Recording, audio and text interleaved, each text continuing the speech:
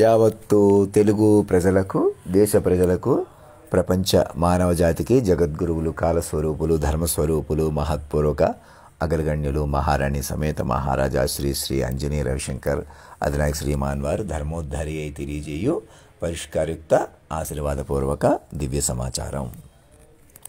మా మెసేజ్లు అందరూ దేశ అధ్యక్షుడి నుంచి సామాన్య వరకు అందరూ చూసేలా చూసుకోండి. మెసేజ్ల ద్వారానే మీరు చేసిన తప్పులు కూడా సరిదిద్దుకోగలరు. నా మాట వినండి. ఎవరో నేను ఏదో లెటర్ పంపిస్తే ఏదో చేస్తారు, ఏదో చూస్తారు, ఏదో చేయకూడదు ఎవరు కూడా. ప్రతి ఒక్కరికి చెబుతున్నాను. ప్రతి ఆడమనిషి, భూమి మీద ఉన్న ఆడమనిషి, మగ మనిషి ఎవరు అందరూ నా పిల్లలే. మొదట నన్ను వాక్ రూపంలో పట్టుకోవాలా. నన్ను మనిషిగా చూసినా, మీరు మనుషులుగా ఎటకారంగా తీసుకున్నా, అడావిడి చేసినా, సీరియస్ చేసినా, ఏం చేసినా భిన్నంగా వెళ్ళిపోతారు. నవ్వులాట కానీ సీరియస్ కానీ ఏది పనికిరాదు. పట్టుకుని చెప్పుకొని వినటం వల్ల అది కూడా కొన్ని రోజులకు కుదుట పడతాయి మైండ్లు.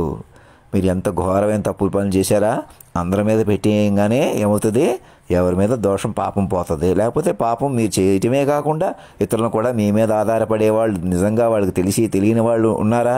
వెంకయ్యనాయుడికి తెలుసా మీ దగ్గర ఇలాంటి ఎక్విప్మెంట్స్ ఉన్నాయని? దేశ అధ్యక్షుడికి తెలుసా? ప్రధానమంత్రికి తెలుసా? ముఖ్యమంత్రికి నిజంగా అందరిగా పూర్తిగా తెలుసా? అలా ఎలాగైనా రహస్య పరికరాలు కానీ, పెరుగుతున్న సైన్స్ కానీ, టెక్నాలజీ కానీ, చదువులు కానీ ఏవి మీ కంట్రోల్లో లేవని అర్థం. మొట్టమొదటిసారిగా నా వల్ల కంట్రోల్కి వస్తాయి. అర్థమవుతుందా? నేను మరణించినా ఫోటో పెట్టేసుకోండి అని ఎందుకు అంటున్నాను? అది అసలు మీకు ఇంక నేను మనిషిని అనే కోణం చంపేయాలి. మైండ్ అనే కోణం ఈ క్షణం బిగినైపోవాలి. మీరు మనుషుల కొద్దీ ఏదో ఒకటి చేయకూడదు. ఇంకా మీరు మెసేజ్లు చూడొద్దంటే చూడడం మానేసిన ఆ వ్యవస్థని కూడా మీరు మాయలోనే కొనసాగుతున్నట్టు. మీరు రాంగ్లో మిమ్మల్ని మాయ కబళిస్తుంటే అలా ప్రవర్తిస్తున్నారు. మీరు నన్ను కాంటాక్ట్ అవ్వకుండా, నాకు మెసేజ్ పంపకుండా, మీరు మెసేజ్ ఓరియంటెడ్గా డీల్ చేసుకోకుండా ఇంకా మనుషులుగానే డీల్ చేద్దామని మీడియాలు ఎవరెవరు రెచ్చగొట్టుకుంటున్నారో, మేము డీల్ చేసుకుంటున్నాం, మాకు మెసేజ్ ఓరియంటెడ్గా ఉంది, మేము సురక్షితంగా ఉన్నాం, మేము బెటర్గా ఉన్నాం అనేవాళ్ళు నా లింక్ పట్టుకోకుండా, నాకు కనెక్ట్ అవ్వకుండా మృతం అవుతుంది. అది మీరు చచ్చిపోయి అందరిని చంపేస్తున్నారు.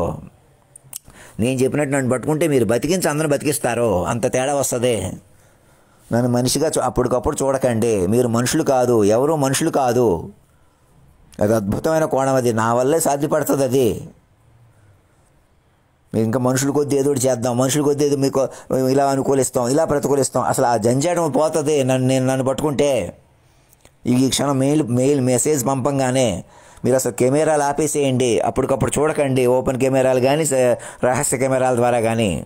ఇక నేను చెబుతున్న మాటలు అందరికీ వినిపించండి. హిందీలోకి ఈ మాటలు అక్కర్లేదు, ఆ పాటల్లోకి వెళ్ళండి. సాక్షుల ప్రకారం కూర్చుని చెప్పుకోవాలా, వినాలా. నా ఫోటో పెట్టేసుకోవడం అంటే అర్థం ఏంటి? ఇంక భౌతిక అహంకారం పోతుంది. అలా కాదు, ఇంకెవరో రాణాబాబు ప్రత్యేకంగా కనపడతాడు, ఆయన మైటీ హీరో, ఈయన మామూలు హీరో, ఎవరు లేరు అలాగా. మీరు మనుషులుగా వెలగాలనే కోణం వదిలేసేయాలా. మీరు ఏదో గొయ్యి తవ్వారనే కాదు, మామూలుగా కూడా నేను అప్పుడే చావు పుట్టుకలే నిర్ణయించినప్పుడు మీరు అలర్ట్ అవ్వాలి. ఇప్పటికైనా అలర్ట్ అవ్వాలి. అలర్ట్ అవ్వడం అంటే ఇంకా మనుషులు వదిలేసి మైండ్లు పట్టుకోవడం, అందరినీ పట్టుకునేలా చేయటం.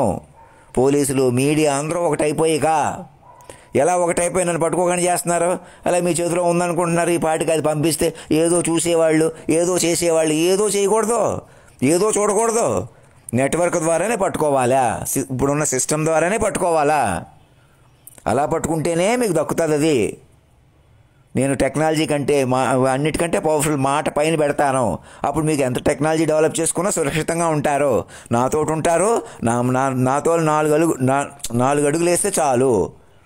మీకు సూర్య చంద్రాది గ్రహస్థితులు మీ సొంతం అయిపోతాయి. అలా ముందుకెళ్ళిపోతారు. ఆ గోగినేని బాబుకి అందరికీ చెప్పండి, మీ హ్యూమనిస్టులు అని అదని ఇదని ఏదో ఒకటి మాట్లాడకూడదు. గరికపాటి నరసింహరావుకి అందరికీ చెప్పండి. వాళ్ళందరూ నాకు నేరుగా మెసేజ్లు పంపొచ్చు, లేదా సాక్షుల ప్రకారం కూర్చొని చెప్పుకుని సరిపోద్ది. మెసేజ్లు తర్వాత పంపిద్దరు. మీరు ఏం మాట్లాడుకుంటున్నారో అది నాకు పంపించేలా చూసుకోండి.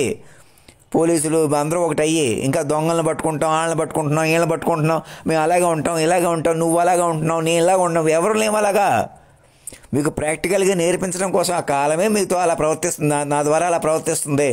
మీరు మనిషిని చూడకండి, మైండ్ పట్టుకోండి. మనిషి కూడా వదిలేసేయండి. నేను గబుకుని మరణిస్తాననిపిస్తున్నానా? మరణించనివ్వకండి. ఎలాగా? ప్రతి ఊళ్ళో మార్పు చేసేయండి. మొదట నా ఫోటో అందరికీ ఇచ్చేసేయండి. మొదట మరణించాను అనుకుని కూర్చుని చెప్పేసుకోమనండి, 10 పేజీలు 20 పేజీలు రాయమనండి కూర్చుని. మీరు ఎవరెవరిని వేధిస్తున్నారో భయపెడుతున్నారో, అప్పుడు మీకు బలం పెరుగుతుంది. అప్పుడు నన్ను చూస్తారు. ఒక కుర్చీ అక్కడ ఖాళీగా వదిలేసి మాట్లాడుకుంటున్నారా, కూర్చుని చెప్పుకుంటున్నారా? ఒక 4 రోజులకి, వారం రోజులకి, 10 రోజులకి నేను ఆ కుర్చీ మీద కూర్చుని కాలాన్ని శాసించి చూపెడతాను మళ్ళీని. లేదా కాలాన్ని శాసించక్కర్లేదు, మీరు అప్పుడు నన్ను కూర్చోబెట్టేటప్పటికీ కాలం మీ చేతిలోకి వచ్చేసినట్టు ఫీల్ అవుతారు మీరే. అది చెప్పుకోవడంలో వచ్చేస్తుంది. నోట్ చేసుకోండి. అది నేనేం చెప్పాను, డివైన్ ఇంటర్వెన్షన్ ప్రకారం ఉన్నది అది ప్రపంచం మొత్తం. సూర్య చంద్రాది గ్రహస్థితులు కూడా ఇవాళ వైకుంఠ స్థితి అని, క్రిస్మస్ పండుగ అని ఇంకెలా చూడకండి. అలా లేదు కాలం. ఆ బర్త్డే, ఈ బర్త్డే, ఆ దివసం, ఈ దివసం అలా లేవు.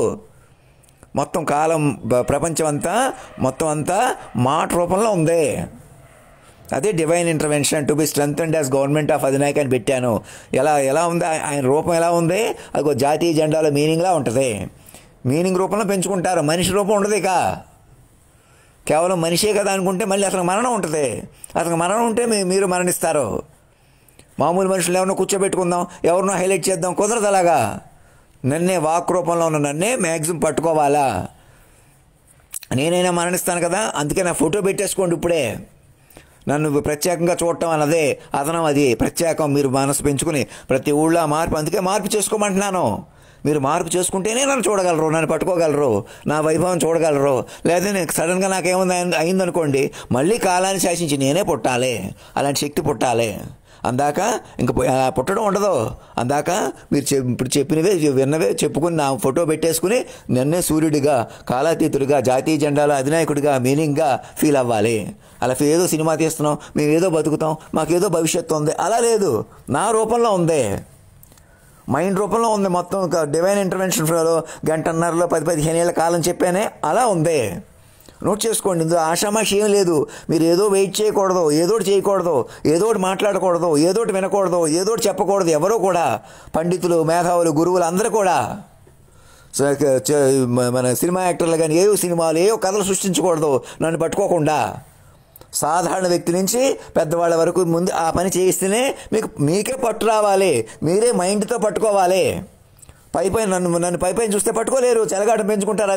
అదే ఇప్పుడు దాకా జరుగుతుంది. ఇప్పటికైనా నాలాంటి ఒక పర్సనాలిటీ మీకు ఎందుకు అందుబాటులో ఉంది? ఇక్కడి నుంచి దారిలో పెట్టడానికి, ఈ క్షణం దారిలో పెట్టడానికి. అవును నిజం, నువ్వంటే నాకు ఇష్టం అని ఆ శక్తి నన్ను ఎలా పట్టుకుంది? అవును మీరు పరమాత్ములే, కాలాన్ని శాసించిన పురుషోత్తములే, మహానుభావ అని ఒక మెసేజ్ పంపించండి. ఇదిగో 10 వింటున్నాం, సాక్షులు 10 వచ్చారు, మీ మణిబాబు గారు అందరూ గౌరవంగానే ఉన్నారు, వాళ్ళందరూ సంతోషంగానే ఉన్నారు అని నాకు ఫోటోలు పంపించండి. అంతే. మణిబాబు గారిని తీసుకెళ్ళి వెంకయ్యనాయుడికి పరిచయం చేయండి. అక్కడ గౌరవం కూర్చొని చెప్పుకోండి. చాట నేను అది చూసి అక్కడికి వెళ్తాను, అప్పుడు నన్ను తీసుకెళ్తురు. ముందు మీకు వాతావరణం రావాలన్నమాట. పక్కన మలిపి రావదు. వాళ్ళు అలా మృతంలో ఉండిపోతారు. వెంకయ్యనాయుడు కానీ అందరూ కూడా, దేశం అంతా, ప్రపంచం. మీరు ముందు నన్ను వాక్ రూపంలో బతికించుకోవాలా. ఒక 1000 పేజీలు 2000 పేజీలు అని చెప్పుకోవాలా, వినాలా. ధర్మో రక్షతి రక్షత, సత్యమేవ జయితే.